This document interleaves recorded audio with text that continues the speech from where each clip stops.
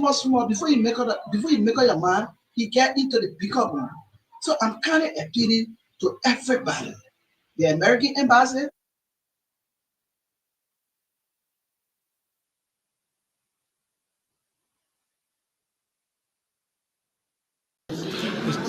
Excellency, welcome back to Liberia. Thank you. Okay, I'm Sylvester Chopin, and I work for the Spoon Network.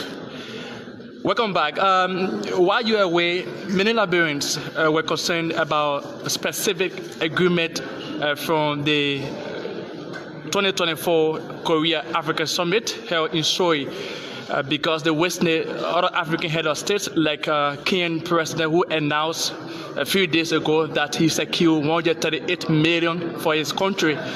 So please, can you tell us exactly what were those specific agreements made between Liberia and South Korea? How was the visit, Mr. President? I don't know about it, 38 million. This was a summit. This is Korea's first Korea-Africa summit, which brought the two people from the two continents together. And the idea was to see how we could work to tackle a lot of global issues, investment and confidence building, Africa and Korea with their technical knowledge and so. And there were no, except for general announcement about 14 billion and 10 billion. Announcements were made, so we did not go for us to have specific, except for the investment forum where we met investors, the number of investors who are interested in coming to Africa, to Liberia, to invest in so many areas with technological transfer, but also the issue of scholarship, helping Liberians to go to Korea to learn, and Koreans coming here to do business. Establish something. There was no wedding in Europe. Wedding ceremony, no. The wedding ceremony was in Africa. My marriage certificate is from Bonjour. I send you even the document. It's signed by the judge from Bonjour. Yeah. Who signed on the marriage certificate? Kebe's best friends called Jamie.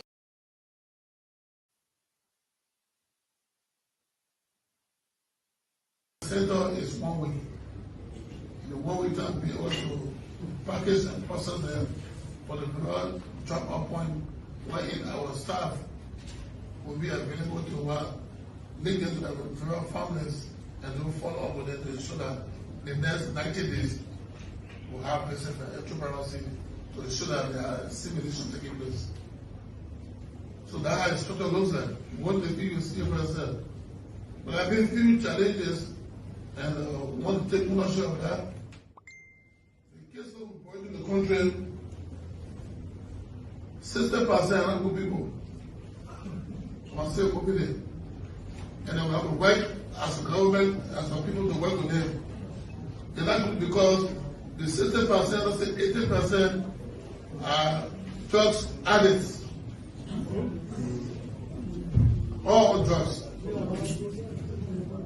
I must say to you now because you have the full estate to go and go after us.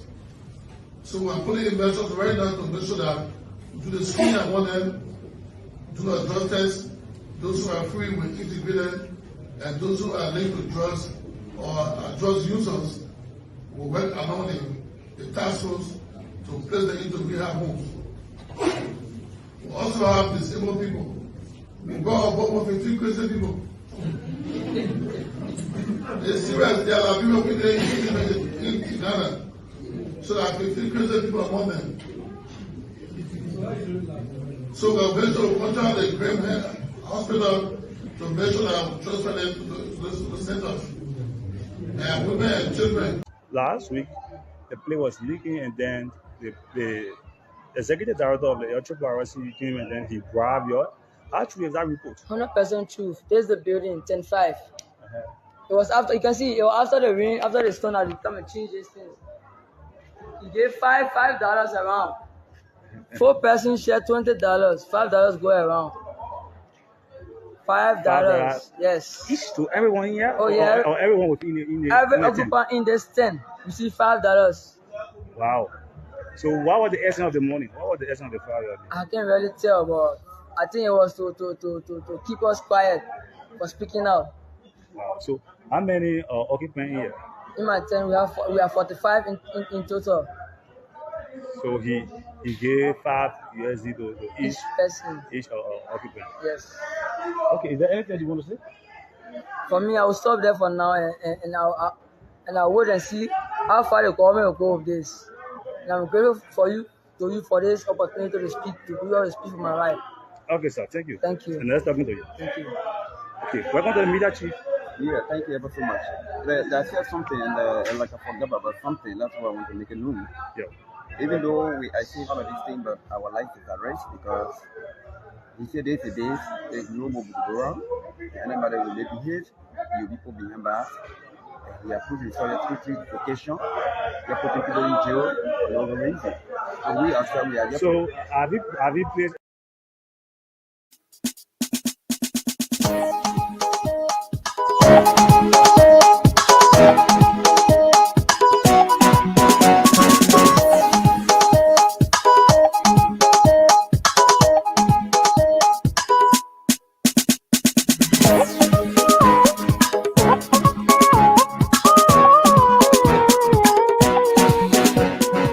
Okay, so today it happens to be the 11th day of the month of June, AD 2024, and of course it's Tuesday, the second working day of the week. A pleasant good morning and welcome to your most preferred breakfast program, the Today Show, right here on your favorite dial. We are coming to you live on Spoon 107.5, Fabric 101.1, and via our various social media platforms. This cold and wet Tuesday morning, it's been raining cats and dogs since yesterday and even up until this morning. Oh yes, we did a weather forecast. We did announce our weather forecast here on the show yesterday, and of course it said there could have been a downpour of rain all day yesterday, and of course it was. Yeah, but of course we are in the rainy season, so that shouldn't be strange. You know, this is June, and you know that we usually experience a heavy downpour of rain in the month of June. So welcome to it, and let's have a wonderful time together. This is a Today Show. We are here to serve you scrumptious breakfast until 10 o'clock this morning. My name is Yekezi Zobel, and of course I'm here alongside my colleague Dennis Nipson. Dennis, good morning and welcome to the show. Good morning, Yekezi, and good morning to all of our listeners and those following us via the social media. We'd like to say welcome as well to the Tuesday edition of the Today Show on Spoon and our other network, our network Fabric. Good morning. How was your night? Yeah, my night was great. Thank God. And you know, I usually like the rainy season. Yeah, I usually like the rainy season because things. I'm afraid of heat. Yeah, except maybe where I get AC in my house, and yeah, but I'm afraid of I'm afraid of heat. Hot weather is something that I can condone. So I usually like the rainy season and all of that. I know I mean, others may not like the rainy season. I don't like the rainy season. You don't like the rainy season because of our country, you know. Flooding. Flooding. The place gets wet, the mud all over, and all of that. I don't like the rainy season. Yeah, but for me, because of the weather, because of the heat, I don't like heat. You know, okay, bring plenty of things. Yeah, that's true. But you know, then my comfort is also important. I know, right? Yeah. But folks, talking about flooding, the rain yesterday and even up until this morning caused a lot of flooding in various areas, Yeah. especially in the slum communities in the West Point area, the Logging Town area, and even in some parts of Painesville, along the GSA Road, an area there called Kumbas Town, and other places in Liberia. There's serious flooding on yesterday. I don't know why the rain decided to fall all day yesterday. Yesterday Yeah. was my son's birthday, and we couldn't Oh. celebrate it because of the rain. Yes, we just cook and eat, and Wow. we had a lot of food It's for the entire wasting. day. Yeah, Yes. because those who should have come, They couldn't make it. they couldn't make it because of the heavy downpour of rain. But again, that's it. Is our climatic condition here is something that we've got to cope with. The Yes. dry season and the rainy season, we already have it. Mhm. So every time we need to prepare for the rain. Yeah, for the rain. And what is interesting is that since the rainy season, this is the major rain Yeah, we have. There's Yeah. a major. Yesterday major was a one. major, Yeah, the major rainfall that rainfall. we've had. Yeah. And Yeah, so and that is why is important for those of you buying land and building houses. You want to buy a dry land. The EPA has always warned folks against building in swamp land, that the swamp land belongs to the government of Liberia. And I think those are some of the reasons why they tell you not to build in swamp land. Because at the end of the day, when there's a heavy downpour of rain, your house is flooded, and you're looking for a place, to go and sleep, or to go and stay for the time being. So it is important. But again, we are in a country where the enforcement of these things are very, very weak. The EPA will just come and say it, but we don't really see enforcement of these things. But you who's building your house is even risky to build it in a swamp land. Yeah. Because I've seen houses built in swamp land that have sunk, gone into the ground, because of the condition of the land. And always you're going to experience flooding because the area is a swampy area. And it's not only about building on swamp land or in swamp land, right? But it's also about like in my community, there's a fellow who built his house in the waterway. Yeah. Yes. The community was okay without flooding. And when he completed his house, he did a fence and then built a fence in the waterway. When he was building the fence, there were concerns here and there telling him that this is the waterway, this is where the water passed. And he was like, that's his land.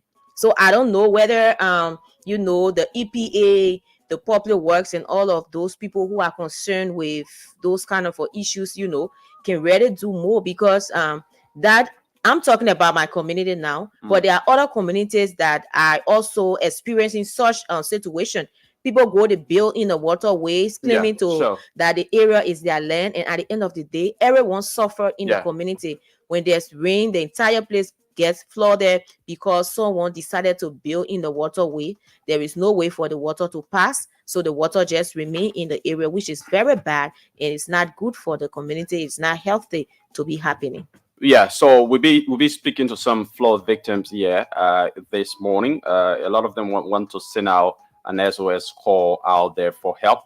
They've been made homeless as a result of the heavy downpour of rain on yesterday. They are looking for places to stay, and so we'll be speaking to them here this morning. Some of them, we can speak to everybody. We'll be speaking to some of them here this morning to tell us their state of affairs following the heavy downpour of rain on yesterday. But folks, there are a lot of other issues in the country that we will be discussing here this morning. And for those of you who usually play the Spoon 107.5 Mega Daily Cash Splash is on. The dashboard is open. It's been open since 7 o'clock. It usually opens an hour prior to the show. So you usually want to start playing the radio game at 7 o'clock until at 9:55 every morning. So if you want to play the game, all you need to do is to dial the playing code is *799#. *799#. You select number 3 for Spoon FM. You choose how to pay the playing fee, which is 70 cents US or 100 Liberian dollars. And once you do that, you automatically get into the draw and you stand a chance to win 2,500 Liberian dollars. 20 persons will be 20 lucky winners will be walking away with $2,500 each year this morning after spending just 100 LD or 70 cents USD. And you can play using only your non-star cell GSM SIM card. All right, so the dashboard is open. So this morning I want to start on the international front, where the BBC has a story of an aircraft carrying Malawi vice president going missing. So according to the story, it says an aircraft carrying Malawi's vice president and 9 others has gone missing. A statement from the president's office has said the Malawi Defense Force aircraft went off the radar after it left the capital Lilongwe on Monday morning. It added the plane was supposed to land at Umzuzu International Airport in the country's north just after 10 local time. In a speech late on Monday, President Lazarus said a search and rescue operation was continuing.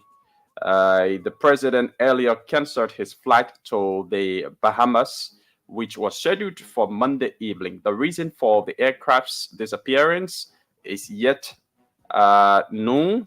And the Malawi's information minister told the BBC that efforts to find the aircraft are on the way and it's intensive. So, yeah, that's the report we are getting on the international front.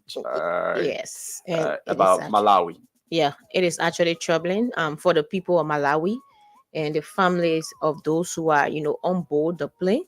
And like there was a news that was spread that those people on board the plane, all 9 of them died, and I learned that that's a fake news. The search is ongoing because I was following a live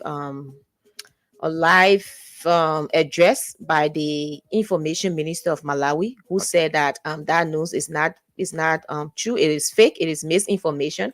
That they are still carrying on the search. So there has not been any communication from the office of the president to say that the vice president had died or they found the body and he's dead. No, it has not been said or discovered yet that they are still searching, and people should continue to pray for the family, continue to pray for them so that they can find the people. So in the world now, misinformation spread so fast, and when you see the communication, it has the address of the office of the president as well, like the office of the president that is addressing that as well. The same way the first information came, I think they use the same format to spread the fake news. So it is important that whenever that is not only with them, but even in our country, fake news spread like wildfire, and people, don't sometimes authenticate the information and they run with it, and that's how fake news go around. So it is important. With the advancement of technology, where you have social media and everybody's on social media, everybody wants to give out information there, even though they are in journalists, but they want to give out information there. They want to be the first to put out information there. And and because of that, you definitely going to have misinformation, because like for what we do as journalists, we don't just grab the information and run with it. We grab the information, we investigate, try to balance the information, get both sides of the story, or authenticate the information before we can send it out there. But as for others, I would consider as citizen, journalists, and they just grab the information and they want to send it out there, either to get more followings or for some form of attractions. But yeah, that's information that's coming from the BBC, like you said rightly. Is not been reported that the vice president died. It's going to be reported that the aircraft carrying the Malawian vice president went missing. And the information ministry of Malawi has announced that such efforts are, ongoing currently. Yeah. But the vice president was on the plane alongside 9 others. Yeah, So, let's pray, that it all goes well. Yeah. Okay. So someone is asking for the play code, the radio code for the game. Okay, yeah. So like I said, and this is only for those in Liberia. If you're in Liberia, you can play. All right. But if you're not in Liberia, I'm sorry. So if you're in Liberia, the code for the radio game is *799#. *799#. You select number 3 for Spoon FM. So once you dial *799#, you're going to see a list of radio stations where PA and Spoon FM is at number 3 and number 9. But for this show, select number 3 for Spoon FM, and you choose how to pay the playing fee. The playing fee is just 70 cents US or 100 Liberian dollars. So if you have money on your mobile money account, both USD and LD, you can play from right there. But if you don't have money on your mobile money account, you can just go and buy the scratch card, activate it on your non-star cell GSM SIM card, and you can play. You can pay the playing fee via your airtime. And once you play, you automatically get into the draw. You'll be sent a message that you've played the radio entertainment game, and you just relax at 9:55. We'll be drawing our winners here, and you might just pop up as one of our winners. Yeah, so follow the instruction. Is very simple, especially if you are literate. Is a simple, very, very simple instruction. So the dashboard is open from now till 9:55. Okay, so folks, there are other happenings in Liberia, but before we go to that, it's important that we bring you a forecast of the weather here from weatheratlas.com. On today, Tuesday, the 11th of June, rainy weather and scattered thunderstorms are forecasted according to weatheratlas.com. The day's temperature scale will range from a moderate high of a moderately hot 29 degrees Celsius or 84.2 degree Fahrenheit. And the sun rose this morning at 6:28 and the sun was set at 6:57. The daylight will last for 12 hours and 29 minutes. So again, the weather today is expected to be rainy. So for those of you heading to work, to your various, whatever destination you're heading to, it's important that you go alongside your rain gears, your boots, your umbrella, and I talking about umbrella, it was just unfortunate for me. Just last week, I bought an umbrella. The very day I bought it, the very day it went missing. I didn't use it because when I bought it, raining for, so it just left in the plastic, and I forgot about it somewhere. And when I went back there, I didn't see it. It was nowhere to be found. So I guess now you are discouraged to buy one. I just still have to buy one. You have to. Yeah, I just still have to buy one because of the weather condition and because of the work that we do. You can afford to be getting wet now. Yeah, sure. But the raincoats are also available, the rain boots and everything. So if you're heading to work, you need to carry alongside you all of those because you don't know the specific hour the rain might fall. So that is important. You don't want to be delayed. Sometimes you're rushing to go somewhere and then rain's falling. You have to stand by as someone at shop. You don't know how long the rain will fall for. Like you have to stand there for hours or several minutes and waiting for the rain. Yeah, waiting for the rain to subside. And you will just be delayed and getting late for your destination. So that is also important. Okay, so folks, we are getting information from Nimba County at the Cocopa Rubber Plantation.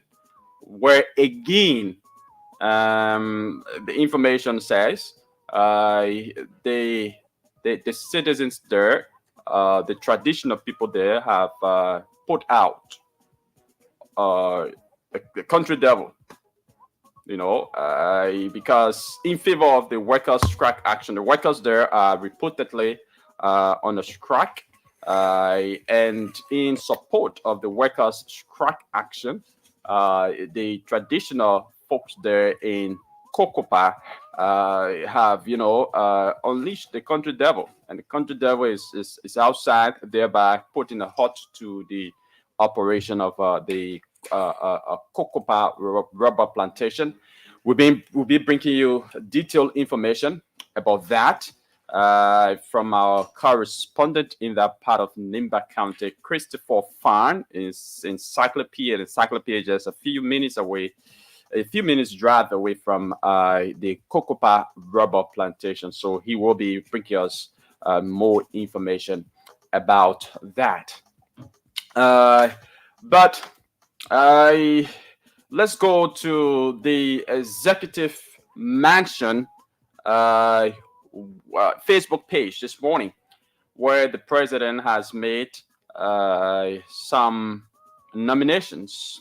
So he says President Bouaka nominates additional members of government June 11, 2024, and this was just posted an hour ago. It says His Excellency Joseph Yuma Bouaka Senior, President of the Republic of Liberia, has nominated additional members of government affecting the Ministry of National Defense.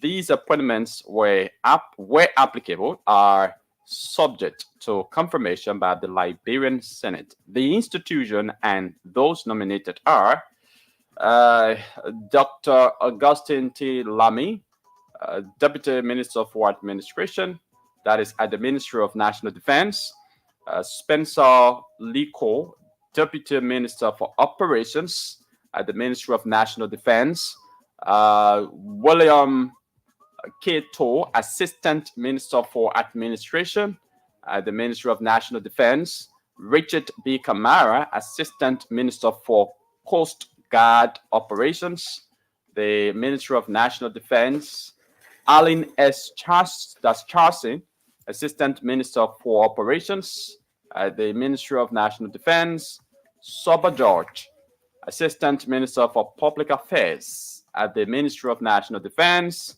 Kesali Zina, Assistant Minister for Civil Works at the Ministry of National Defense. And these nominations supersede any previously published in similar agencies and positions.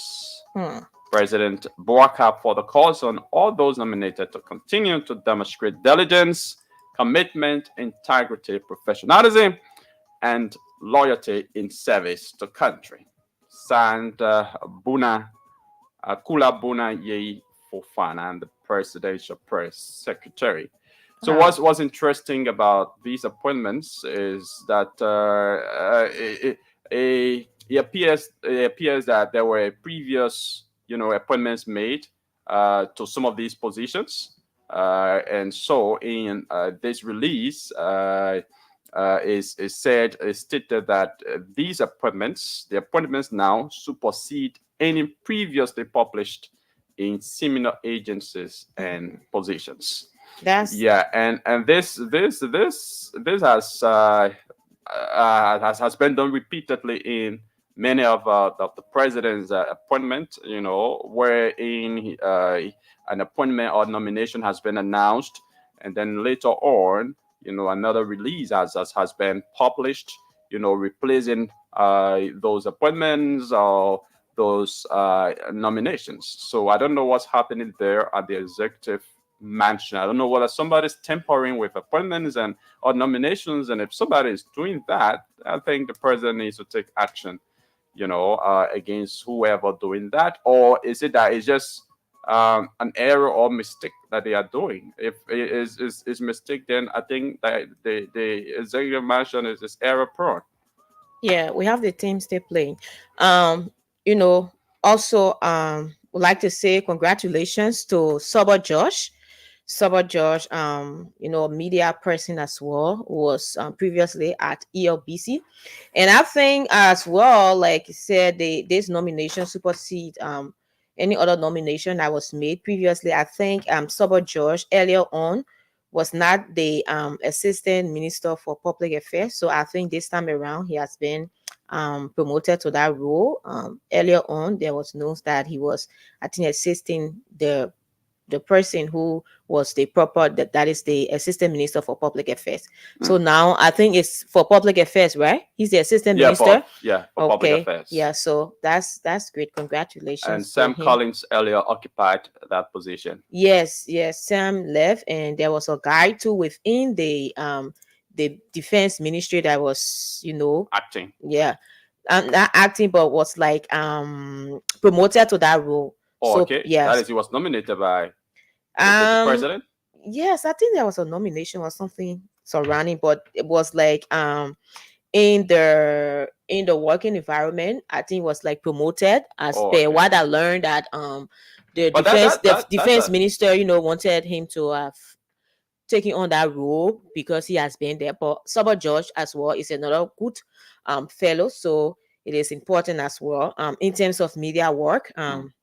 He has been there and someone who is actively involved with the media. So like to say congratulations to him upon assuming the role of Assistant Minister for Public Affairs at the Ministry of Defense. Yeah. And all other who also has been appointed and nominated as well. Yeah, so congratulations to all of you. But that particular position is it requires appointment, so you can't be promoted to no that position. Yes, like what I was saying, through the ranks, there are, if you were at the ministry and perhaps you were like assisting, then you were not the proper, right?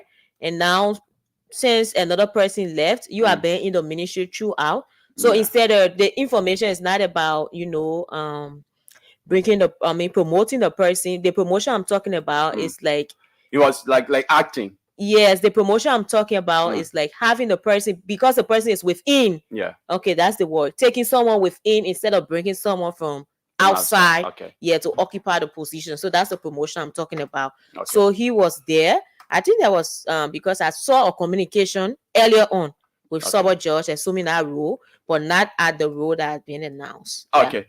Yeah, so congratulations again to all of you who have been nominated by the president.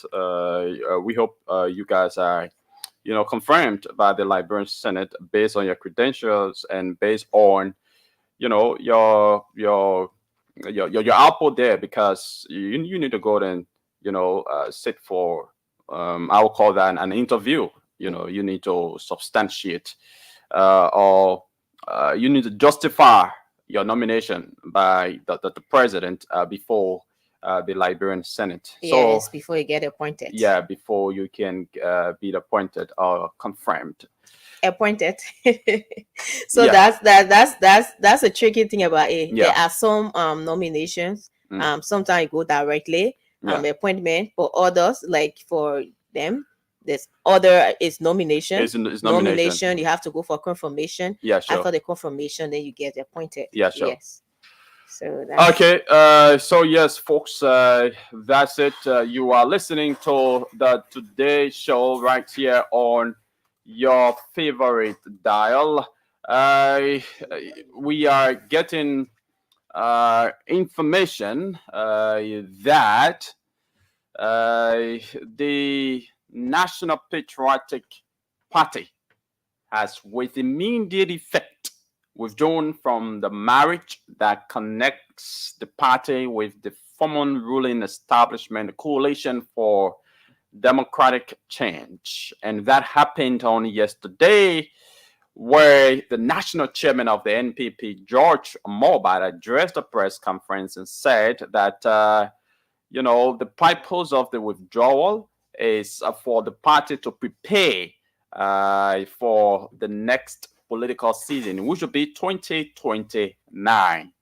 All right. And according to him, of the 52 members of the National Executive Committee of the NPP, 40 voted for the withdrawal of the National Patriotic Party from the CDC, the Coalition for Democratic Change, as a constituent member. And he also said the action of the National Executive Committee is in compliance with Article 11, Section 2 of the coalition document. The NPP, the CDC, and the LPDP that was signed in 2016 and reaffirmed by a resolution in 2023. I think a few months ago, there was this report that the NPP had withdrawn from the Coalition for Democratic Change. And the vice president, who's the standard bearer, who was the standard bearer of the NPP, and yes, she's still the standard bearer, right? Yeah, and she came up and said, she refuted, demystified that information, saying that cannot happen until, the National Executive Committee of the NPP, can go and can vote to withdraw. Yeah, can vote to withdraw the CDC out of that is the NPP out of the CDC.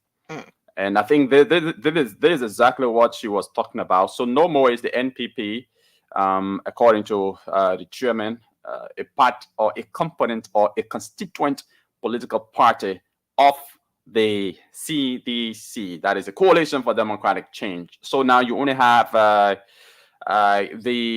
CDC and the LPDP forming the Coalition for Democratic Change. But the national chairman went on to say that the NPP had agreed that during the period of withdrawal, the executive committee will pass a resolution that there will be no room for the NPP to form an alliance with any political party until 2028. So he said, as of now, from 2024 on straight up to 2028 or 2027, let's say, the NPP, as per the resolution signed or passed, will not or is not allowed to form a coalition or an alliance or collaboration with any other political party until the year 2028. So the NPP is going to, function as an independent political party until 2028. If there's a need for collaboration or any alliance before that can happen. And I think it is important, in terms of building their party from where they are from, and the issue about they leaving the CDC. I think it is belated now because it is something that they have been struggling with over the time past. And I think the only person that was holding that, it was Madam Taylor, Joy Howard Taylor, because she was the current vice president by then. So she was holding that, but knowing that she herself, her tenure has expired as well. There was that internal wrangling within their party, the NPP, where she has already served 2 terms as the standard bearer and the head of the party. And they, at that time, to where the CDC was going now for this election, if they have won the election, there was that internal wrangling that she shouldn't have been the standard bearer because she has already served the time, but knowing that it was into election, so I think they just found a way to allow it slide and work around that. But knowing now that the likes of Edwin Snow and others are now coming on board, in terms of, we listened to him the last time when he spoke on our sister program, talking about his ambition, to contest, and perhaps his party who using probably as the standard bearer and all of things like that. So it shows that their own disengagement from the CDC, it is important. And at this point, I think it is good because they need to work on the party. They need to work to scout their members to know whether they have membership base. What is the membership base? Who are those who are on board? And if they can be strong or stronger force in the 2029, right? 2029 election. And if they won't make it, then they could form alliance again with another party. And I think one party as well that should be thinking about that is the Liberty Party.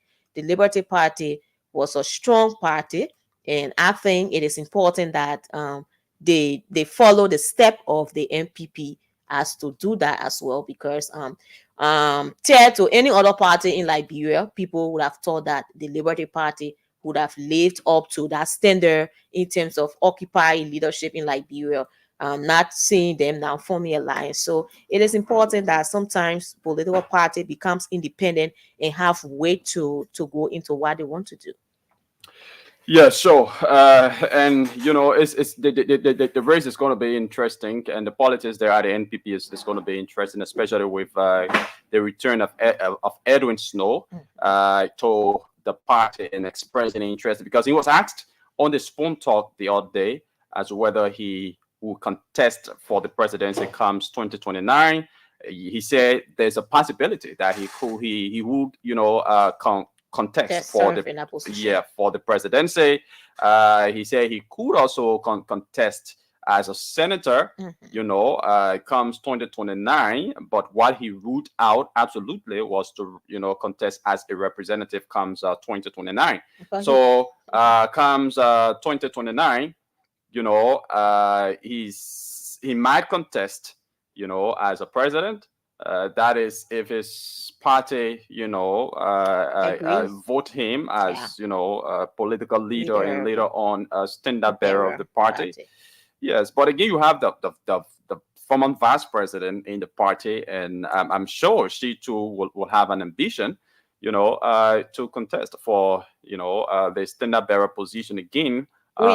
Who? The former vice president. I think their constitution, there was that issue that was raised. The constitution, I think, the two terms. Okay.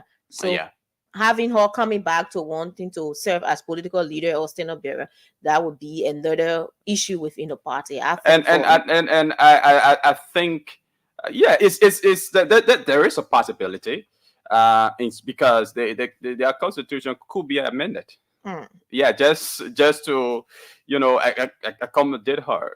Their constitution, there's a possibility. Maybe now, that's politics. Maybe she'll want to serve as president now. So to contest as president, of course. Not going again as a standard bearer. To contest as president on the party's ticket. Anyways. So. It's going to be a very tense politics there, but we 2029. 2029, because she commands a huge following, as well as Edwin Snow. He was representative here in Montserrat County. He commands a huge following here in Montserrat County. He's gone to Bombing County, where he commands a huge following also. If probably he doesn't contest as on the NPP's ticket as a president or as a standard bearer, he might want to go to another county again. But which other county? The mayor could go in the southeast. That man is political. Maradona or why? The mayor is somebody. He's one politician who, he understands the politics. He understands the Liberian politics and knows how to, make his way. But again.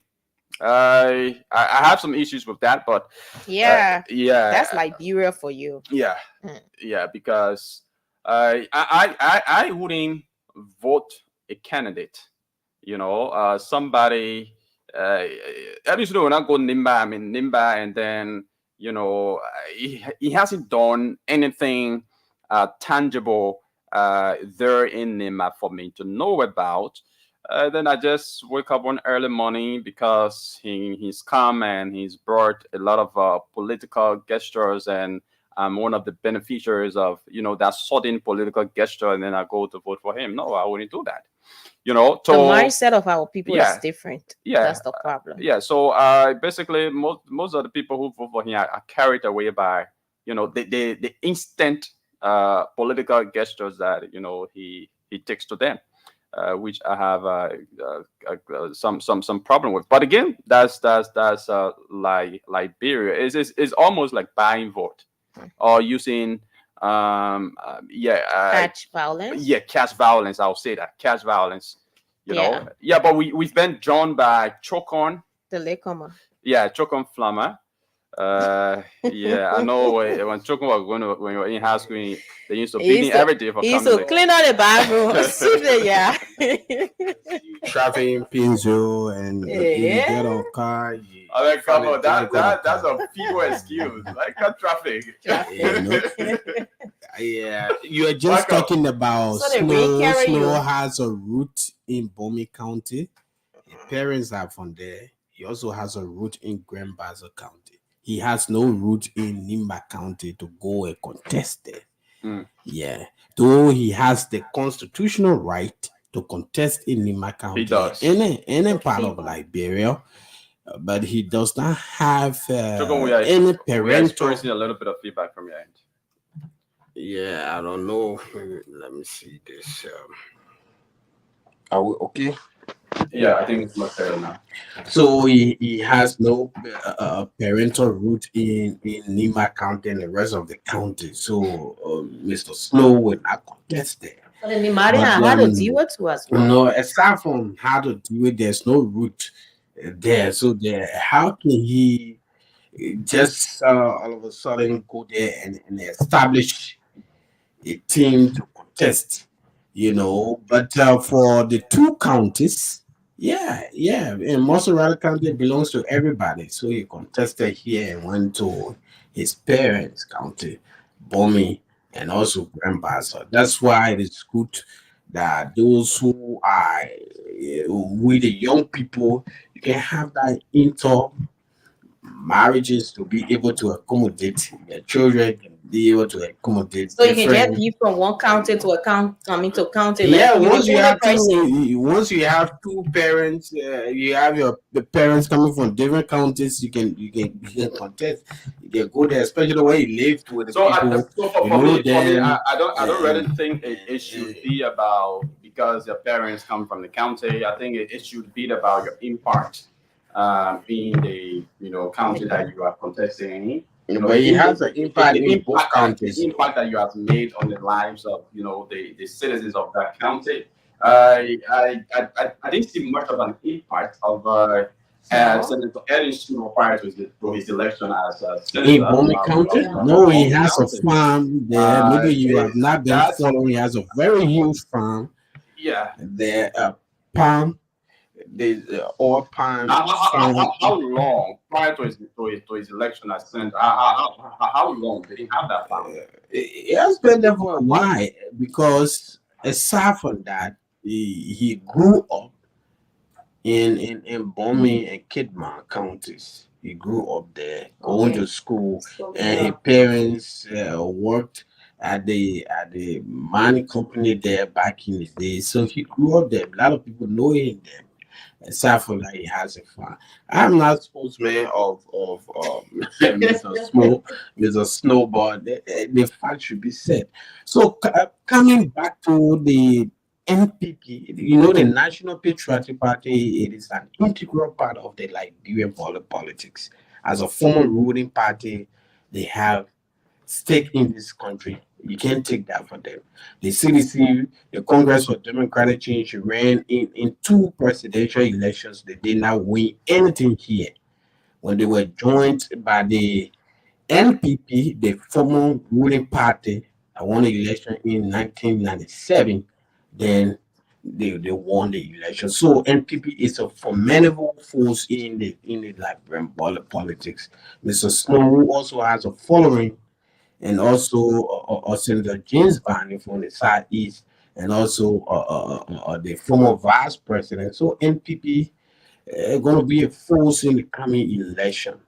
Going to be a force. Yeah, you can't take that away from them. They have led this country before, and I think when they put their act together, they can do something better.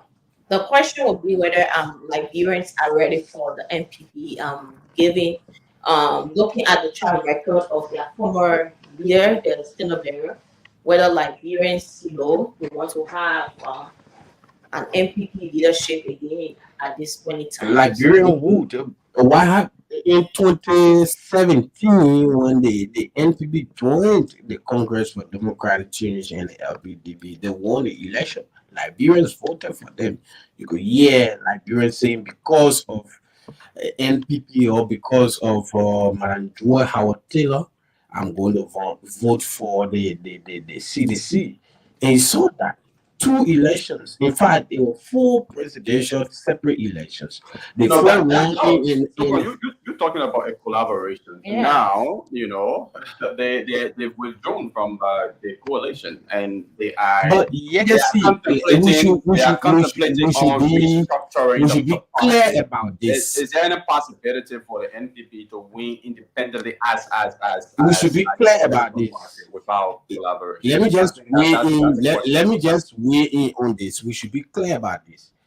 In modern day Liberian politics, there's no way one political institution can win an election, especially presidential election in Liberia.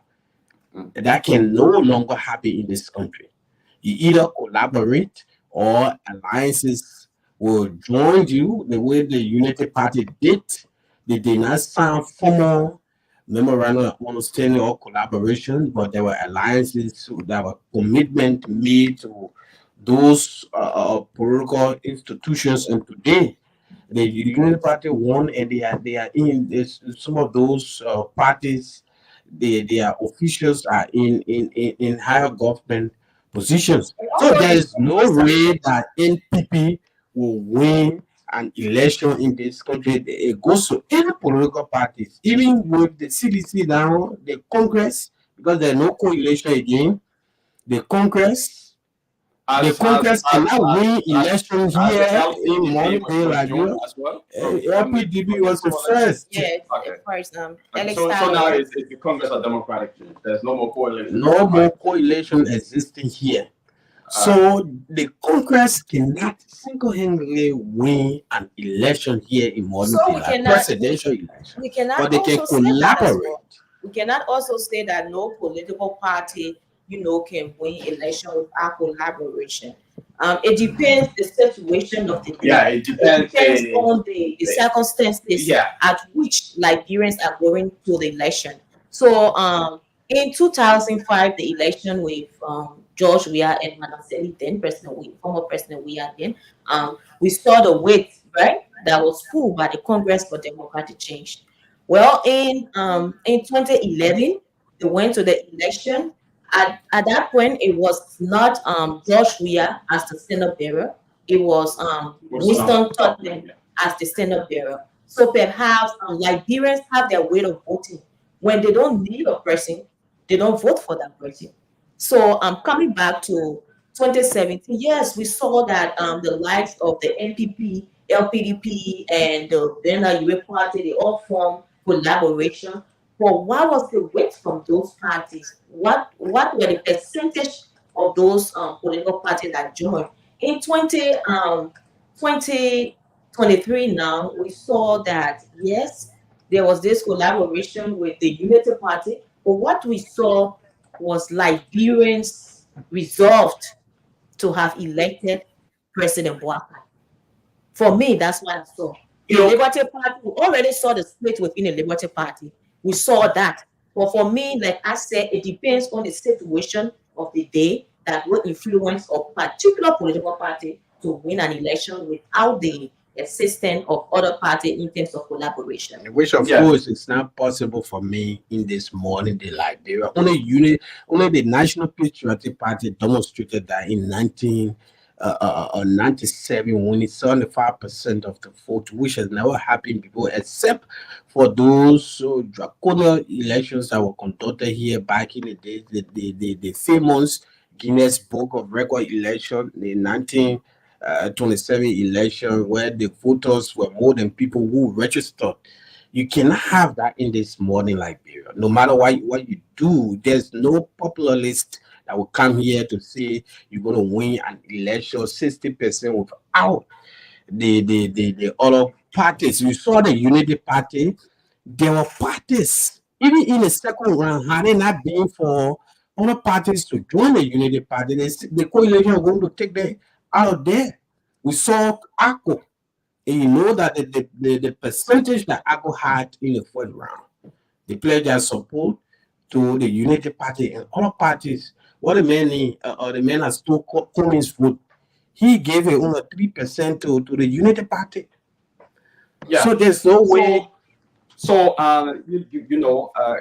for the issue of collaboration, you know, during the second round of the election, you will definitely have collaboration, because now you only have two parties coming on board, for the second round of the election, to contest. So those different political parties, usually we have several political parties contesting our elections, and those different political parties, they will want to align with either of the two, political institutions. So of course, collaboration will always happen.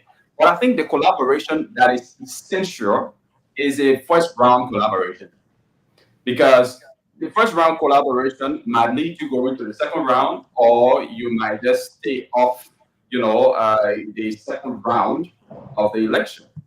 And that is what helped the CDC to have gone for the second round, or to have, won second round in 2017, or to have even been a formidable force, in the second round in 2023. So the collaboration from the first round is important. For the second round, is a must. Is a must. There will be collaboration. It might not be a common collaboration or a legal collaboration, but it's going to be commitment that, hey, I will support you, and at the end of the day, I want this, I want that, and all of that. Collaboration will always happen. But the fact here is that before a party can collaborate with another party, they want to see the strength. Or most of the parties that receive a lot of collaborations, those are parties that are already strong, formidable, parties that have the ability or the capacity to win an election. Those are parties you see, the big grassroots political parties wanting to collaborate with. So the question is, will the NPP, be that strong a political party by 2029, where you will see other political parties wanting to collaborate with them because of their strength? I think that is the question, because the NPP 2070 is part of the coalition. The Coalition for Democratic, it was an independent political party. So I think it has got some work to do if it must be that party that will attract all parties to go to and say, hey, I want to collaborate with the NPP. But as of now, I think it's not a strong political party. But we are seeing that, folks are going back. Edwin Snow is going back. We are seeing that the former vice president is there, it will remain there. James Barney, he supported the Unity Party, in the previous election. If and only if he's going to go back to his party, like Edwin Snow has promised to do, and all of that. So that is something to see, because the politics of the day, the state of affairs in the country changes as time goes by. Which is true, I can see. So maybe from now to 2029, there are a lot of things that will happen along the way for collaboration or for more people to go to the party. This is a former ruling party, and the tendency for people to troop back to the party just to come back in power is high. Mr. Snow is going back. Everyone thought that Mr. Snow might have gone to the Congress for Democratic Change, but he did not. He did a U-turn back home, and for now, maybe for now to 2029, the lot more will happen. The political space will change, and the Liberty Party is gearing up also to fix things. You can see Chairman Verity and the Senator Tim, they're always together, and maybe they are trying to to face things because the Liberty Party has also withdrawn from the ANC collaboration. They are also withdrawing from there, and the collaborating time expired. That is the Liberty faction of the Liberty Party. Was it a withdrawal or the collaboration ended? Yeah, I think it's It expired. It expired. So because it was only the no, Liberty Party and the ANC that was saying they had a collaboration. yeah, so there's no collaboration there anymore. So the Liberty Party gearing up to Liberty Party is also plays a pivotal role in the electioneering processes in Liberia. We know that. So there are a lot more will happen in Yegezi. Yeah. So let's go to the lines and hear the Liberian people. It's 7 minutes on the flip side of 9 o'clock. You are listening to the Today Show right here on Spoon 17.5. We'll be also live on Fabric 101.1 and there are various social media platforms, Spoon TV Live and there are YouTube channel. And don't forget that that show is popping here for the Spoon 175 mega cash flash, the radio entertainment game or the raffle draw, and 20 persons will be walking away with $2,500 here this morning on the show. All you need to do to be a part of the draw is to dial the playing code. It's *799#, *799#. You select number 3 of Spoon FM. And you choose how to pay the plane fee, which is just 70 cents US or 100 Liberian dollars. And you can pay the plane fee through your mobile money accounts of LD or US. And you can play as many times as you want because there's a raffle draw. And the more you play, the more your chances are to win. You can only play using your known StarCell GSM SIM card. All right? So play, and at the end of the show, we did join our winners, and you might just be that lucky person to walk away with $2,500 Liberian dollars here this morning.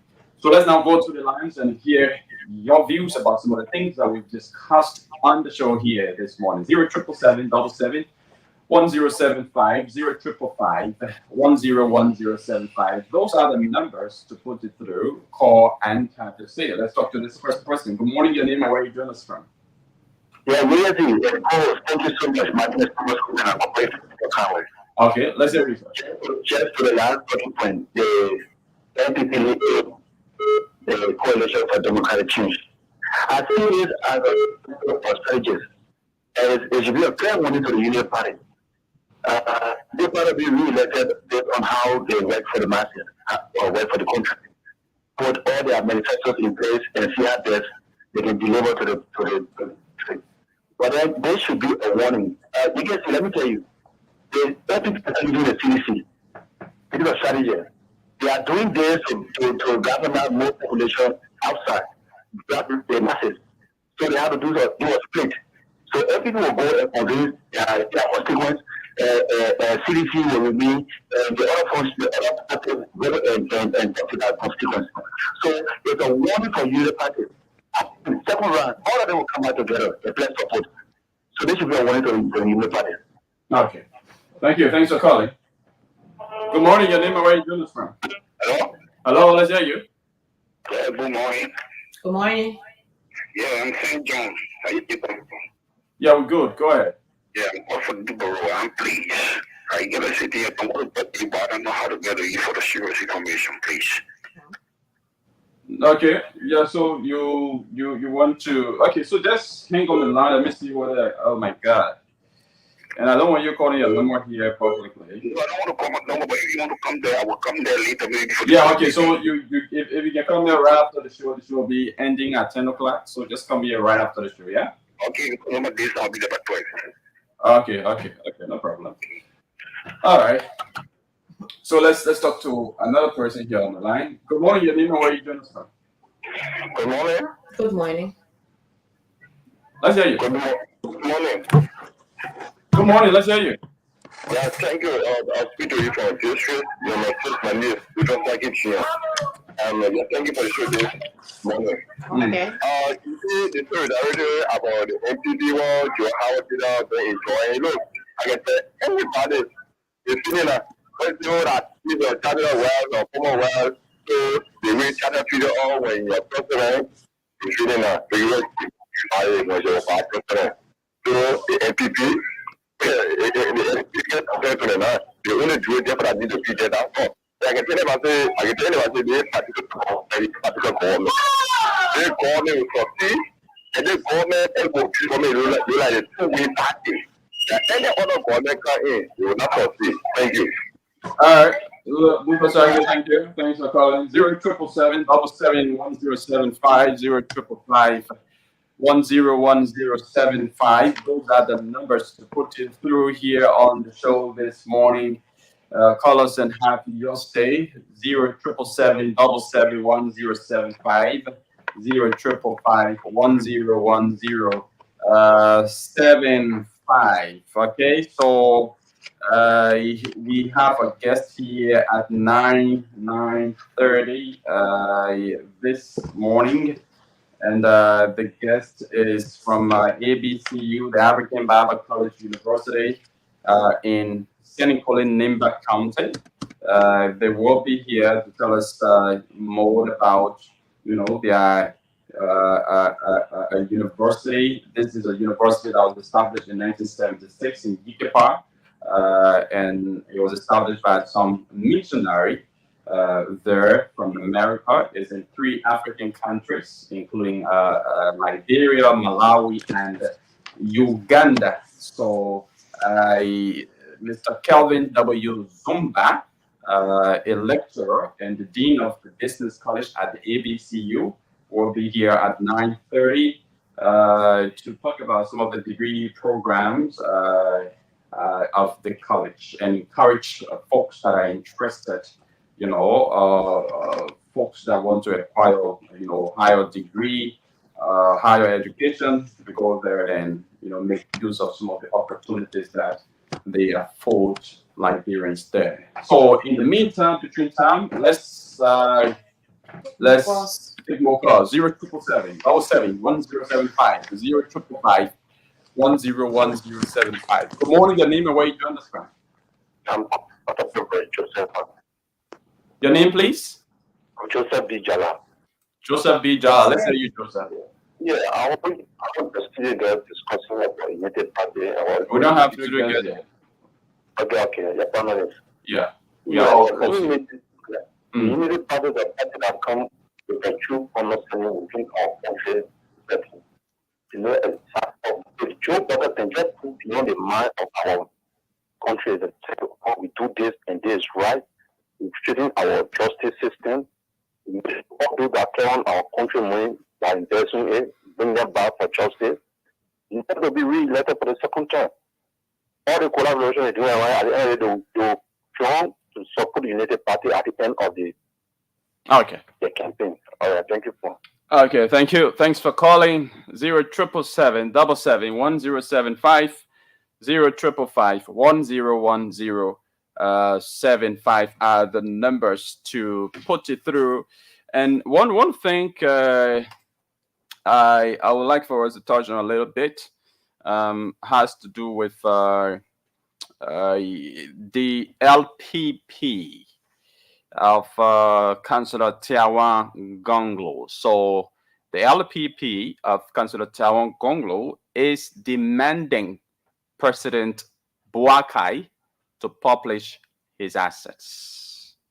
Yeah.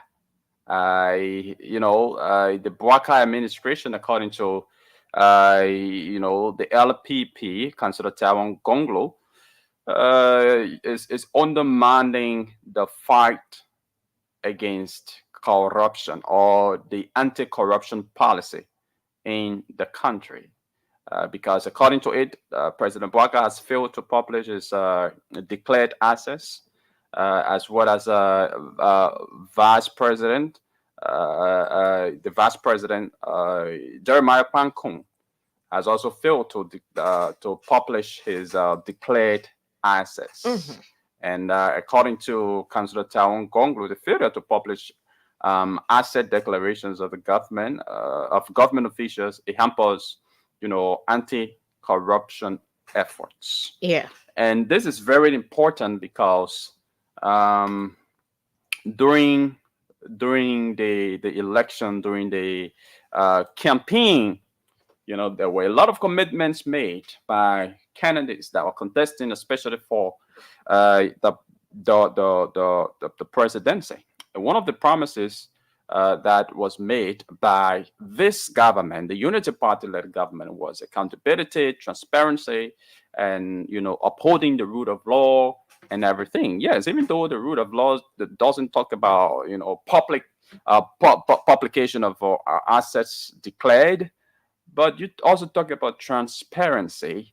And I can remember at one point in time, I think it was in Tapeta, during the campaign, Ambassador Bouaka said that, assets declaration, while criticizing the former government, he was talking about assets declaration, that he has nothing to hide. He has nothing to hide, especially at his age. What does he have to hide? And now today he's become president. He's declared his access with the LACC, and up until now, we are yet to see the access published. Similar thing that the Unity Party government criticized the CDC government about. President George Weah did not publish his access, and it was a big deal around here.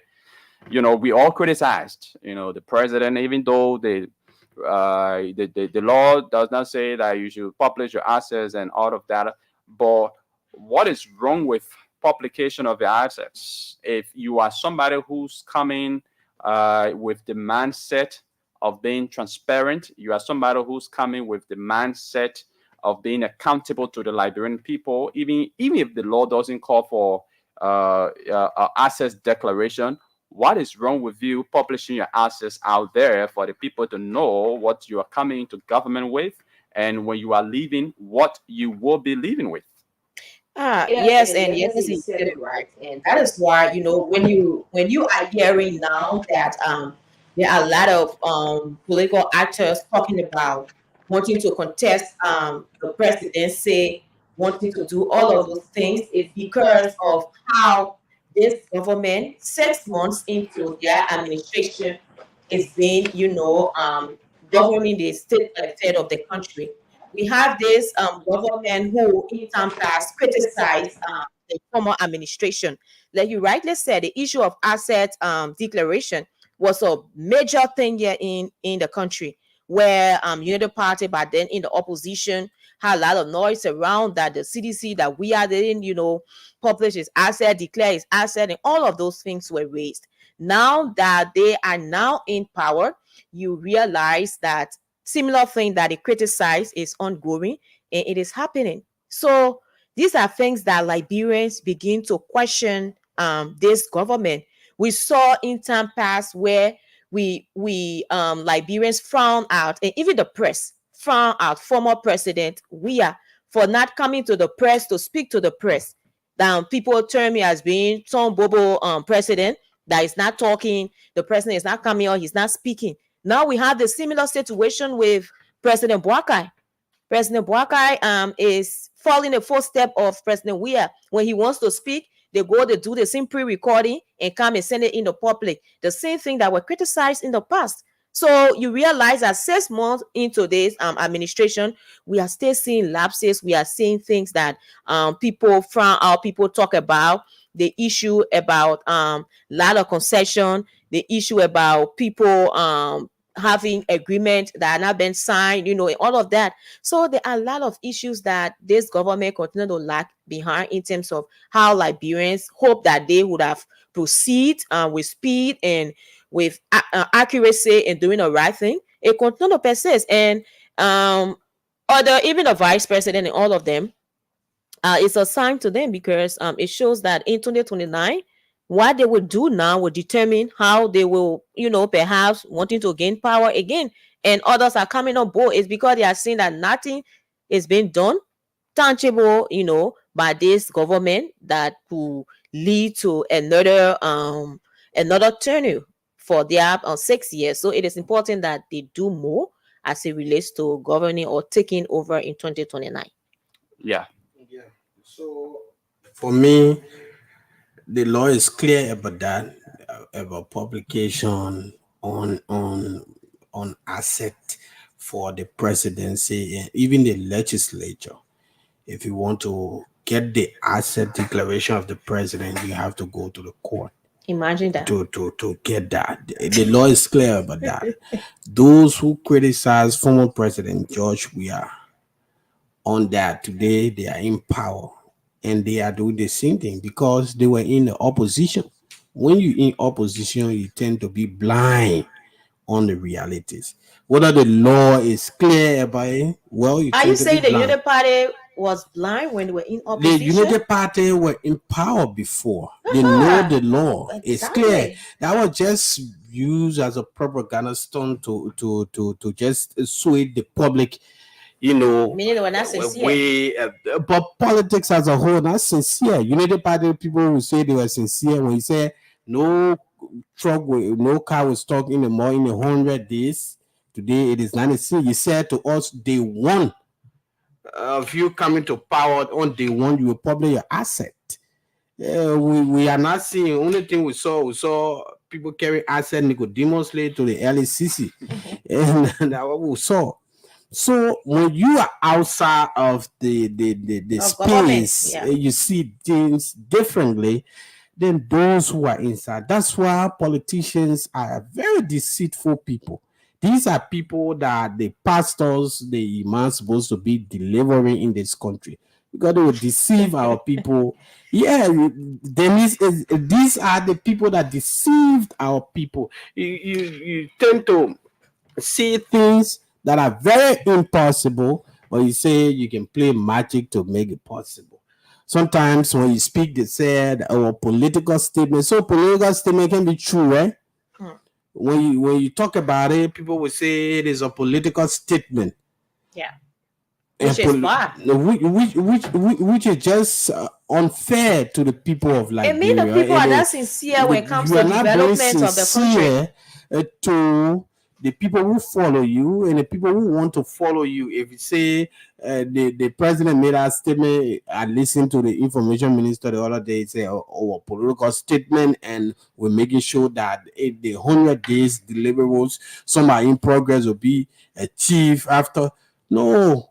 So we tend to believe that political statement, we shouldn't believe it. If doing campaign and you went to the people and say you will do this, do that, the people should not believe you. Yeah. Should judge you on what you've been doing, then what you say you will do. So the presidency is clear. The law is clear about it. When you want the president's asset declaration, you got to run to the court. No, the president, come on, you can see the president himself should be willing to declare to make his asset public. That, right? So it's not about the citizen going to court to go tell the president, we want to see your asset and all of that. What? How many Liberians will be able to take that time to say they're going through all of the bureaucracy because they want to see the president's asset? Yeah.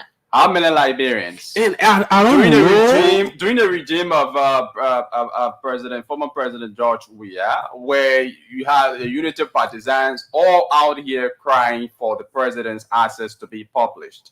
How many partisans of the Unity Party went to the court requesting the assets of the president? How many Unity Party partisans who were in opposition by then went to the court? And, even if they had gone to the court, the process, Weah was the president of the day. Mm-hmm. He had influence, he had the power at the time. So, I think that law is just intended to protect or hide the assets of the president or hide the assets of certain government officials. Because if you go to the court, you go to the LACC, you already know the former justice, the chief justice told you that the justice system is highly polluted, is highly corrupt. So if I'm going to the court to seek information about the president's asset, I'll be given a lot of bureaucracies that the process will tie up myself, and I'll just go to sit in the back. Just because the folks don't want me to see the assets of the president. A good leader should be able to do all of those things publicly. Senator Dillon did that here, and even former President Ellen Johnson. And he went on the VOA. He said President Bouaka went on the VOA and said, "I will declare my assets." Even to declare the asset, it was war. There were statements here and there from civil society, from partisans, and all of that before the president could declare his asset and to make it public. This is a president that has been in power as former vice president. So he knows the proceeding. He's aware of those things. People know that he has acquired some wealth over time because of his length of time in government. So I don't think that there should be a problem now for him to make it public. And he should live by example. We saw him when he said they're going to take drug tests. I think we saw something like that. He did it. Few other officials, the McGill and others too, did it. After a certain time, we haven't seen anything like that. Yeah. What we saw was Ring My Road, was confusion at the LDA. Whether other officials didn't know. So these are precedents that need to be set.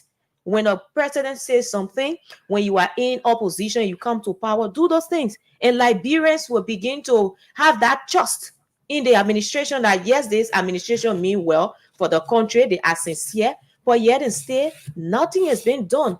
And people try to play politics about these things when you talk about it. They say, oh, it was politics, it was campaign time, and what have you. So Liberia should remain to be on campaign period. That's why we have the street lights are not on. That's why we have roads are not paved. On to the 21st century, we still patching road around. We don't even have the basic social services. You don't have good pipe-borne water across the country. You don't have electricity. People are still, when current come in the community, you hear people yelling as if to say there's some situation because why people do not have access to those things. And Liberia cannot develop like that. Sure. And once you're president, and especially you come out during campaign time, you promise that the citizens are, if I win, I'll declare my assets. Then the people voted you. You won the election. And at the end of the day, you come, you don't want to declare your assets. So the citizens will have suspicion. They get public now. Yeah, the citizens will have some suspicion. But the man say when you were not president, he said he would declare your assets. Now he's president, he won't declare your assets. What has he seen? He declared, but to make it public now. Fact, to publish it. Yeah. What has this man seen that he doesn't want to publish his assets? What is he hiding from the citizens? What? So it's very unfortunate, and I hope if there is any reason why the presidency, our President Bouaka has not been able to publish his assets, I mean, let the presidential press secretary come clear about that. Or due to this certain reasons, the president is not yet able to publish his assets, then we will understand. But he will declare his asset in as soon as possible time. Like there was this question over why Amara Kunin of Bapulu County has not declared assets. He was on the Spoon Talk the other time, and he made it clear. And I saw some reason, why he's not declared his assets.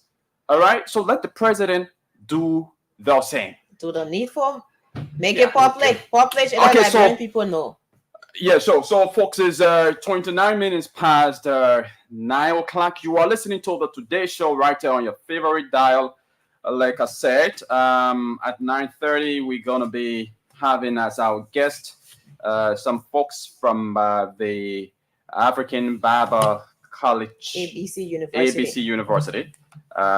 So they are already here with us in studio. Calvin W. Zomba, he's a lecturer and the dean of the business college there at the APCU.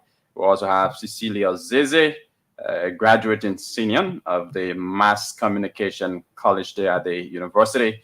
They will be our guest here for the next 30 minutes talking about, the university. So we will take a quick break. We'll come back. We'll play host to our guests, but don't forget to keep on playing the Spoon 107.5 Mega Dedicated Splash or the radio entertainment game or the raffle draw.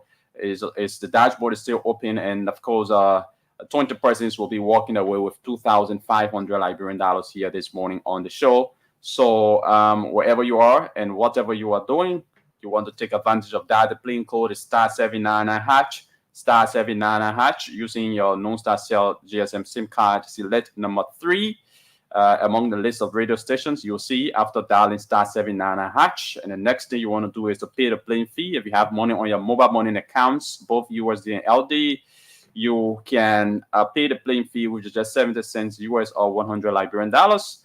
And after that, you automatically get into the draw. You will be sent a message that you have played the radio entertainment game, and you just relax. At 9:55 will be drawing our winners here this morning, and 20 persons will be walking away with 2,500 Liberian dollars. So, folks, let's take this quick break. When we come back, we play host to our guest.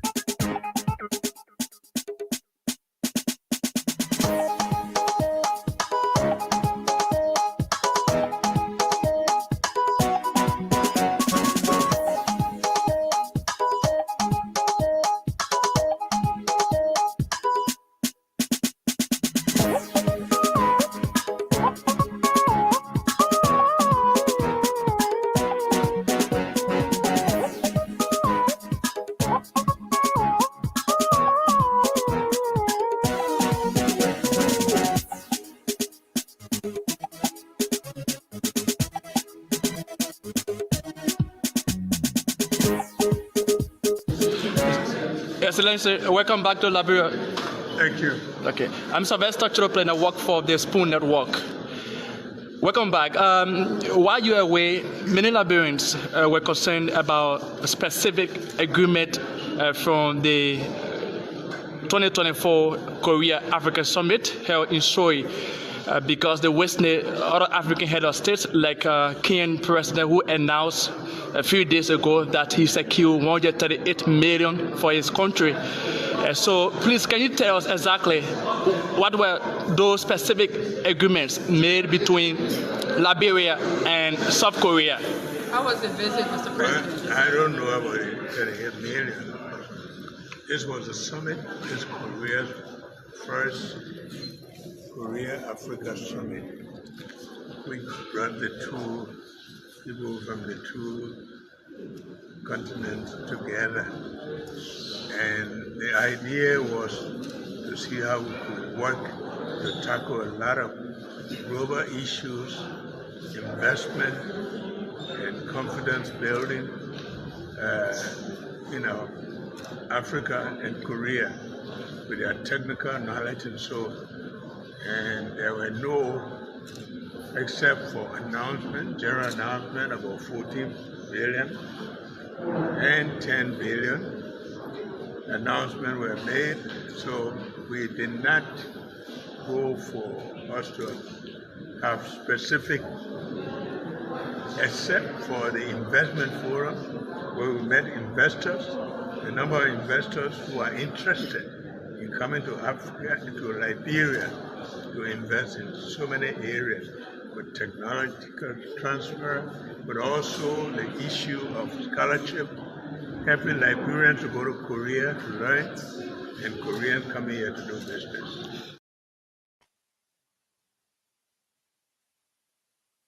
Last week, the play was leaking, and then the executive director of the Entrepreneurship came, and then he grabbed your. How true is that report? 100% truth. There's the building, 10-5. It was after, you can see, it was after the rain, after the storm had come and changed these things. He gave $5 around. 4 persons share $20. $5 go around. $5. Yes. Each to everyone here? Oh yeah. Or everyone within the Every in the tent? occupant in this tent receive $5. Wow. So what was the essence of the money? What was the essence of the $5? I can't really tell, but I think it was to keep us quiet for speaking out. Wow. So how many occupants here? In my tent we are 45 in total. So he gave $5 to Each person. each occupant. Yes. Okay. Is there anything you want to say? For me, I will stop there for now, and I'll wait and see how far the government will go with this. And I'm grateful for you for this opportunity to speak for my life. Okay, sir. Thank you. Thank you. And nice talking to you. Thank you. Okay. Welcome to the media, chief. Yeah, thank you ever so much. I said something and like I forgot about something. That's why I want to make it known. Yeah. Even though I see all of these things, but our life is at risk because you see days to days, there's no more to go around. Anybody will let you hit, you people behind bars. We are putting solitary location. We are putting people in jail for no reason. So we ourselves, we are just. So have you played?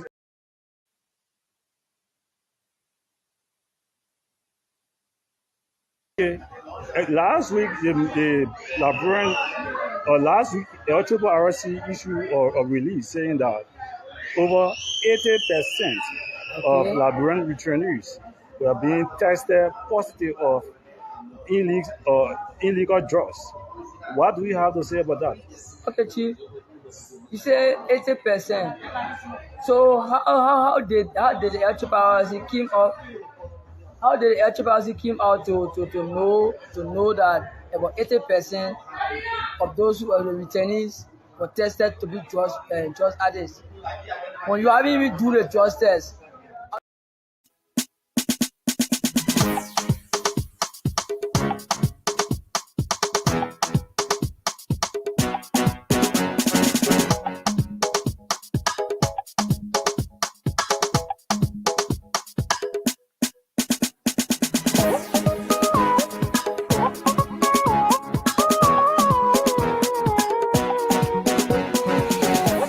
Okay, welcome back. You are listening to the Today Show right here on your favorite dial, 107.5. We're also coming to you live on Fabric 101.1 megahertz.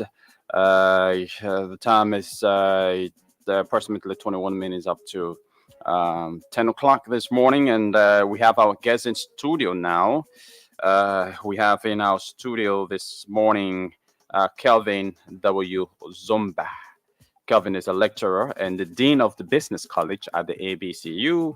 We also have Cecilia Zeze, a graduating senior of the mass communication college there at the ABCU. They are all here with us in studio. My name is Yekezi Zobel, and of course, I'm here with my colleague Dennis Nipson, and together we will be conducting this interview. So, welcome to the show. Welcome again, please. Okay, thank you so much, Yagazi. All right, it's a pleasure having you in studio. Thank you. All right. I'm also happy to be here. Okay, Cecilia, welcome as well. Thank you. All right. All right, so let's kickstart the discussion, folks. We are sorry, Dennis is trying to come in on the live stream, and Cecilia will be in the back because some technical issues we have in studio, but Kelvin is on the camera. So let's go straight into it. You are from the ABCU. Is it the African Bible College? Christian University, right? Yeah, sure. African Bible Christian University. Yeah. How is the ABCU? Well, ABCU is fine. ABCU is good. Our very beautiful campus is there, and things are going on okay. We are now on break. We will be starting our next semester by August of this year. Okay. All right. So tell us, why are you here today? Okay. We are here this morning to inform our people, to inform Liberia that that's a blessing that is here in Liberia when it comes to education.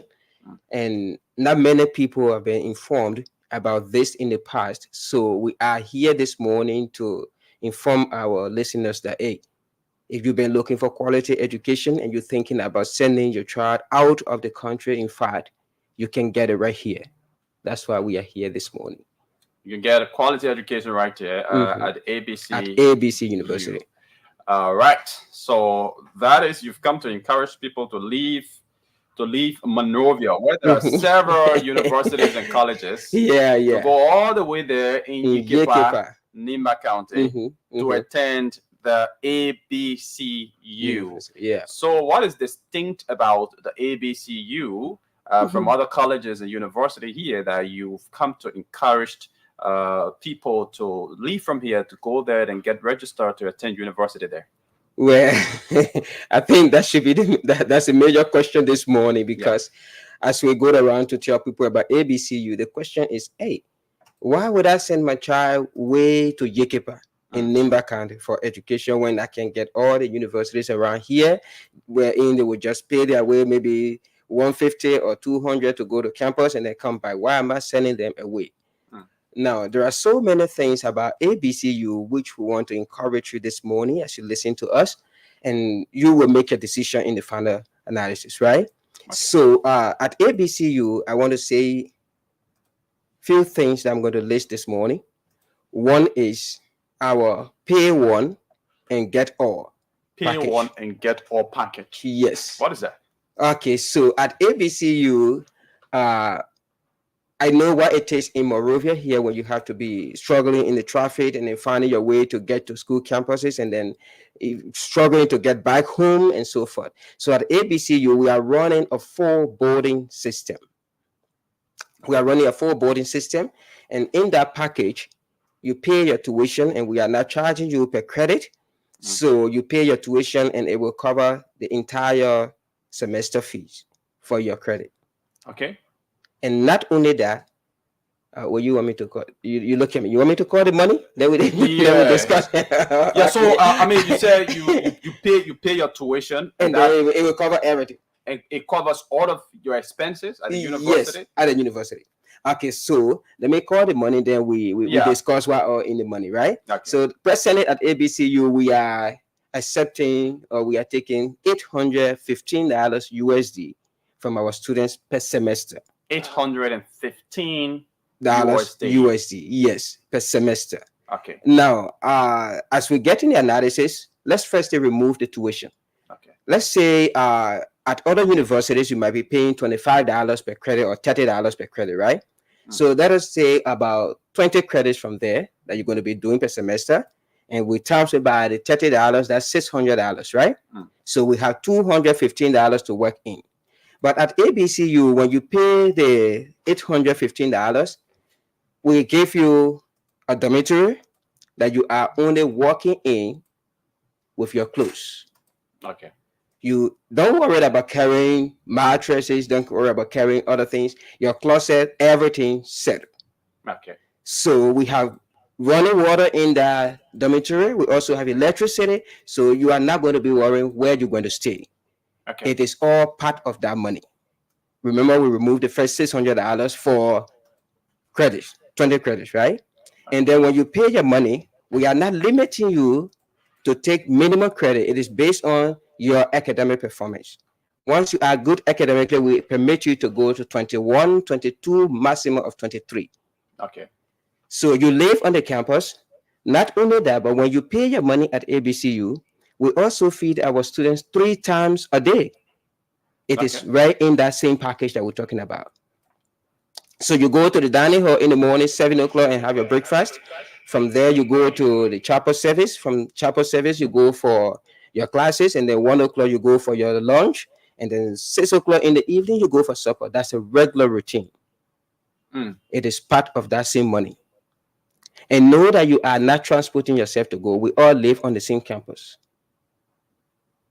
So remove the transportation you'll be doing, remove the food you'll be looking for to eat on campus when you go to school. Not only that, but at ABCU, we are doing something that I can say, well, maybe we are the only university that are doing that in Liberia.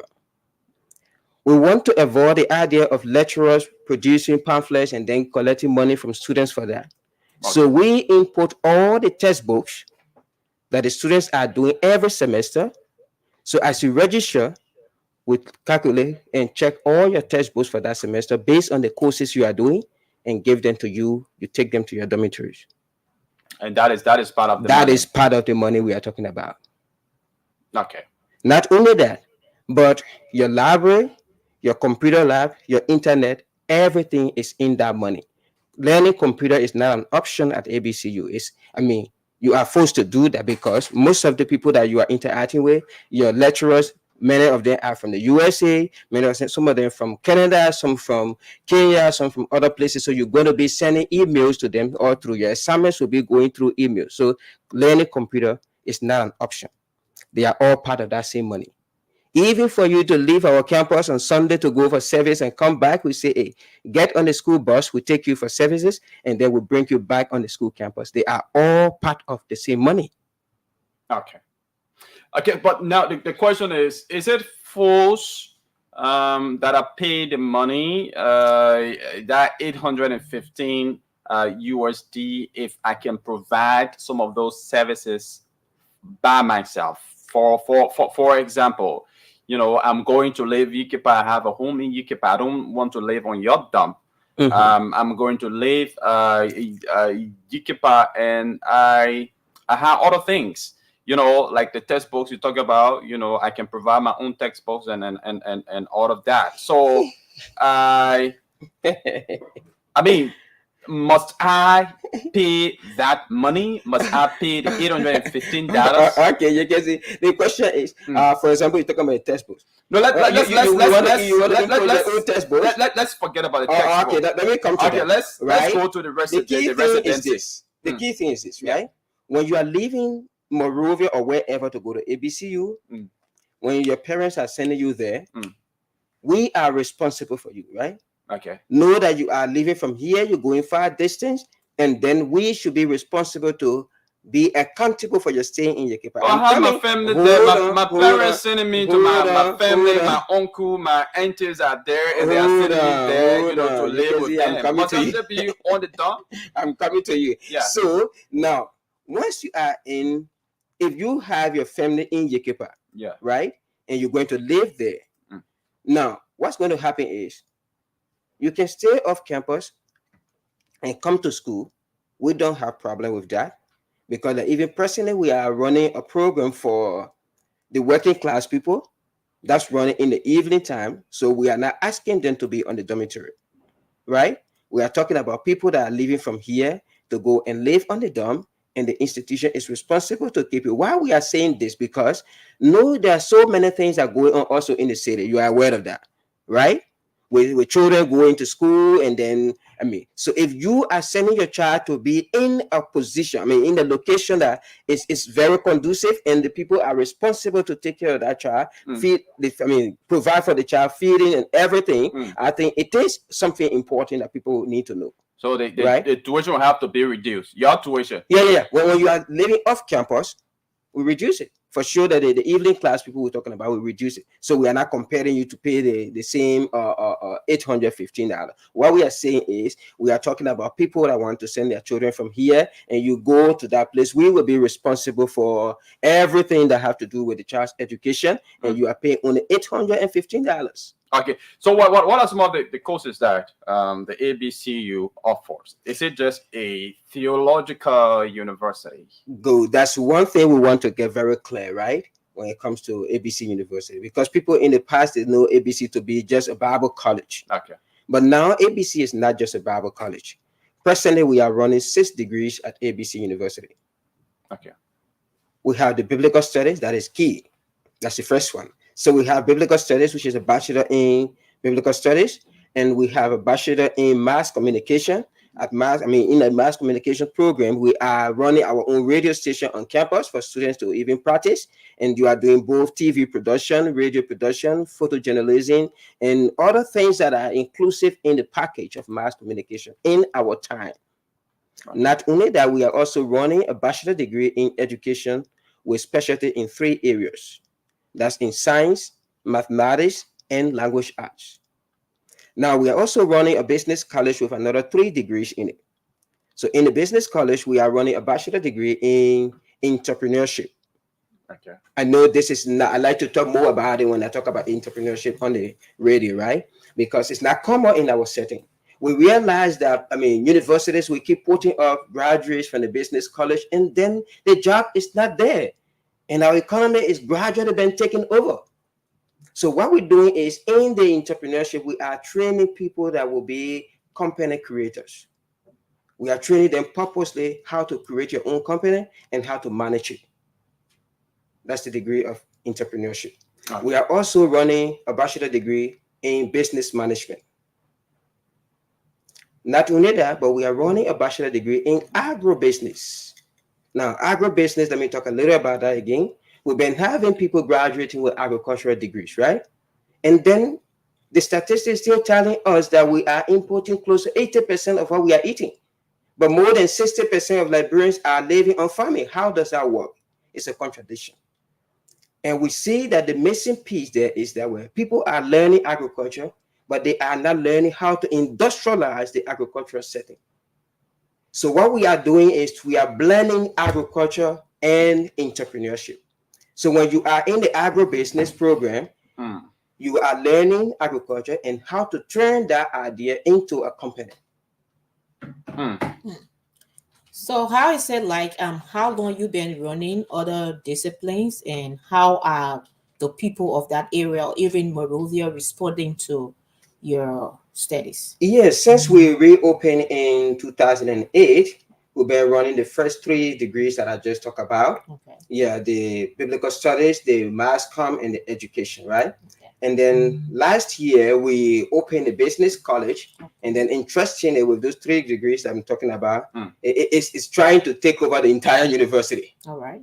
Yeah. Okay. We started with the 2 students last year, January, and now we have the close to 70 students that are in the business college. Okay. So how are you now doing it differently? Because you realize that there are other students who are in NIMBA, and at times they come to Monrovia to attend the University of Liberia. How are you making it attractive so that even students from here can go there, and even those over there can leave? Yes, like what I was saying about ABCU, the pay one and get all. That's one thing we are doing. The time you're going to take to leave from Nimba or wherever to come here, live in Monrovia. When I came out from Uganda, I decided to come here and do another study at the Cottington Graduate School. I know what it takes to move in the traffic here, to go to school. I know what it takes to go to campus. You have to buy food every time to eat. So since we are running a full package, there's no need for you to leave from Nimba and come to Monrovia, be renting places, and then finding your way to go to school and everything.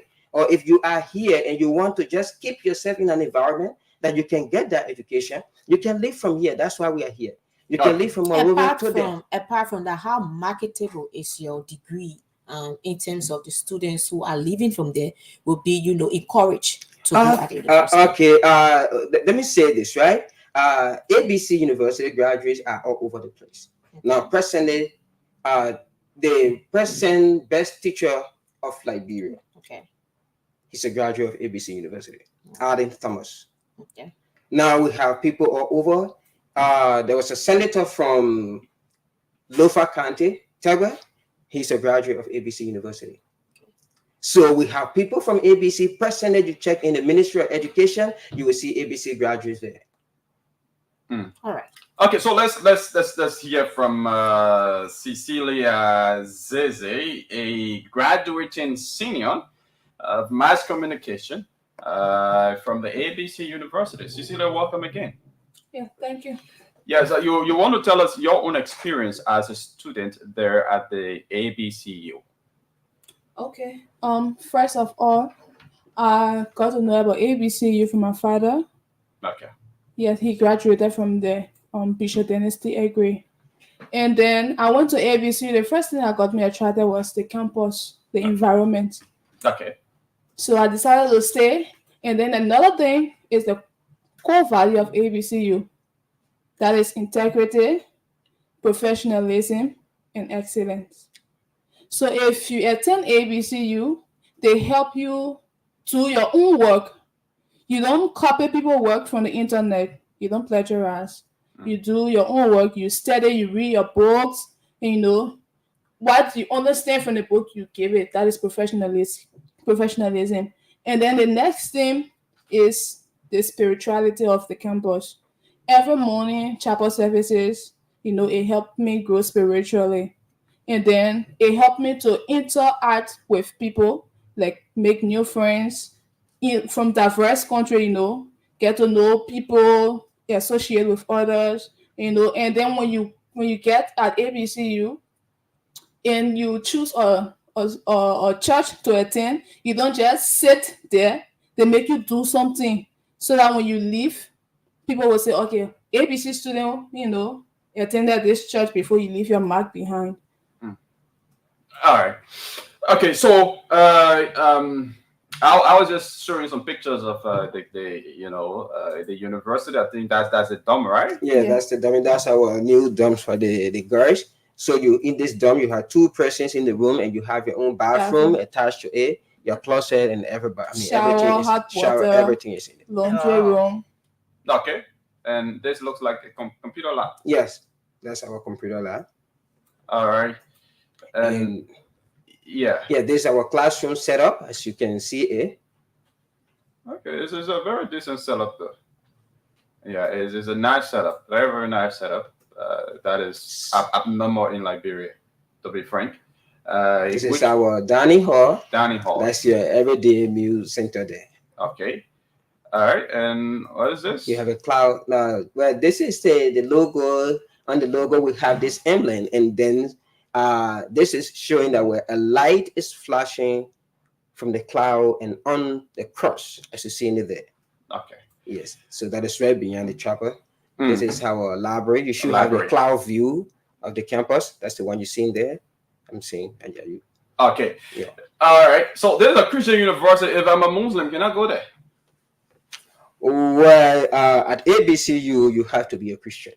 You have to be a Christian. Yes, because we are not just training you in academic area. Okay. We also want to prepare you that when you leave from there spiritually, you can do things differently.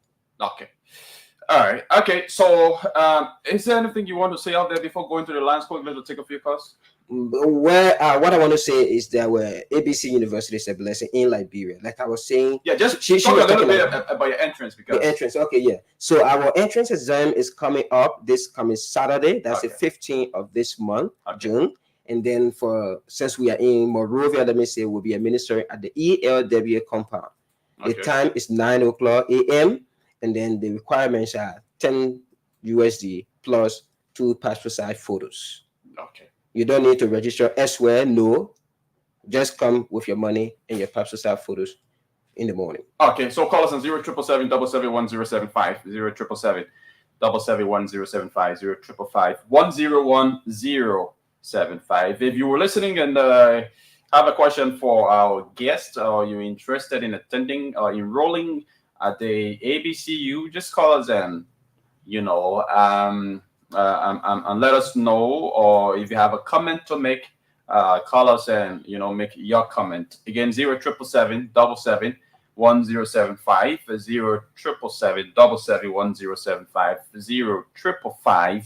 101075 are the numbers to put you through right here. You are listening to the Today Show on Spoon 107.5, Fabric 101.1, and we're live on our various social media platforms right here in Odious Congo Town in Monrovia, Liberia. Let's see whether we can talk to this person. Good morning, your name and where you join us from. All right, we are not getting this person. Let's see whether we can. Okay, that person was beeping. Yeah, but is there anything that you want to make mention of that we did not ask? Yes, I want to talk about the quality education at ABC. ABC, we are not just talking about you being there, we feed you and so forth. But at ABC, that she was saying, you and nobody, absolutely, we are zero tolerant on bribery. Zero tolerant on bribery. Zero tolerant on bribery. Meaning, There's no way that you will say, well, if I will not study, I can do any other thing to get a grade. No. So you have to study. That's why we tell you, keep on campus. We will provide everything. Study and make the grade, then the grade can reflect in your grade sheet. So we are zero tolerance on bribery. And then we are saying the best of education is what you're supposed to get that will help you to transform. You know, you have money to give professor helping you with your tuition. So, and then I want to talk also about the money aspect, because people will think that the 815 is so much, but then we have other programs on campus that also help to at least reduce your fees, right? So as we are speaking now, some students are on campus and they are doing vacation job, and we pay them per hour and we send it straight to their school fees. Okay. So even while school is going on, we have what we call work grant that is going on. As you come from your classes, you go and drop 2 or 3 hours in a day, and that money is paid directly to your tuition, and that will take care of sometimes 50% of your entire fees. Okay. So if I want to enroll at the ABCU and listening to you right now, how can I do that if maybe I don't want to go immediately to Yikipa? Is there any contact and then, number that I can get to for further or additional information that I may want to know about your entrance or about your university? Yes, there are numbers that you can get to. Even on our announcement here, we place the numbers there. Okay. So you can call us on 0770 337 382. 0770 337 382. You can call that number. We will also be able to explain to you further about ABC University. And then there's another number that I'm going to give you as we go further. Let me get it right here. Okay. In the meantime, let's get your parting comments, Cecilia. What do you have to say finally? Here, I want to urge you all, to delve with us. Okay, let's squeeze this person in and hear from them. Good morning. Yeah, good morning. Yeah, let's hear you. Yeah, yesterday I called you for your line of business. Go ahead and speak to the issue, please. Yeah, I'm Henry Samala from Nigutan. Henry, go ahead, please. Yeah, yesterday I played that. No, we're not talking about radio game here. We're not talking about radio. Yeah, you were in route. Yeah, so I want to urge you all to delve with us to explore quality education at ABC University Liberia, because ABCU has 3 campuses, like Liberia, African Bible College Liberia, and Uganda, and Malawi. Okay.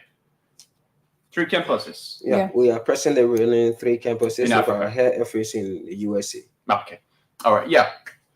Okay, so like I was saying, you can call us on 0771 526 950. 0771 526 950. That's the number you can call and we'll answer you. Better still, you can also call on 0770 337 382. 0770 337 382. Okay. Thank you very much. Your parting comments just before leaving you. Okay, what I want to say lastly is that this is an opportunity. I will keep saying that because that's what it is. We want for parents to send their children. You can call later. We do more discussion. You can decide to send your child to see the place, or we will explain to you. But we want you to first send your children to do the entrance exam that is coming up on Saturday. We'll be at the ELW compound at the high school campus. There we'll be administering the entrance, and we want you to take advantage of that. Okay. All right. Thank you very much. Kelvin has been here. Kelvin W. Zomba is a lecturer at the ABCU, and he's also a dean of the business college, right? Yeah. Okay, the dean of the business college. And we also have Cecilia Zeze, a graduate in Simeon from the Mass Communication College at the ABCU. It's been a wonderful time having a conversation with you here. Sorry, we aren't taking calls anymore because we are out of time. So please, they announced their numbers. You can, call them up right after the show. The they will give you more information about the college and anything you want to know about the university. In fact, they are going to give you those information. Denise. Yes. That is how I would like to leave because of time. I cannot say much. We would like to say thanks to our guests that came to talk about the ABC University and hope people can take advantage of it being a Christian university. So that is how I would like to leave on the Tuesday edition of the Today Show. Hope to be back tomorrow, Wednesday, for another brain edition. Okay, my name is Yekezi Zobel, and I've been here alongside Denise Nipsey. Bye-bye. Bye.